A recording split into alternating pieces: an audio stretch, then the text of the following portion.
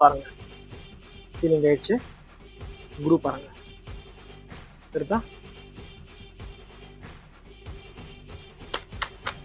பாருங்க. அந்த குரூவ்ல வந்து உங்களுக்கு கரெக்டா அதை தாண்டி போவாச்சு பாருங்க. இப்போ இது ரொப்புனதே இந்த பக்கம் வந்து சீலாவாது, நம்ம அந்த பக்கம் விடலாம் பாருங்க. பாருங்க just left right same machine தான் உங்களுக்கு. இதுல எஸ்எஸ் பாடி இந்த ரைட் லெஃப்ட் வரும் உங்களுக்கு மிஷின் பாருங்க. மிஷின் குரூப் இருக்கிறதால 12 mm இருக்கும் உங்களுக்கு. ஸோ 12 mm கிடந்தாலும் உங்களுக்கு சீலிங் எங்கேயும் லீக் ஆகாது. இப்போ ஏன் தண்ணி விட்டு காட்டுற காரணம் உங்களுக்கு, நீங்க பவுடர் போட்டாலும் சரி, எந்த இது ஐட்டம் போட்டாலும் சரி, உங்களுக்கு லீக்கேஜ் வராது. தண்ணி விடும்போது நமக்கு தண்ணி விட்டு பார்க்கும்போது என்ன ஆகும், கிளீனாக தெரிஞ்சு லீக்கேஜ் இருந்துச்சுன்னா உங்களுக்கு லீக் ஆகும். லீக் ஆகல பாருங்க. அப்புறம் இந்த மிஷின் வந்து ஒரு கஸ்டமர் வந்து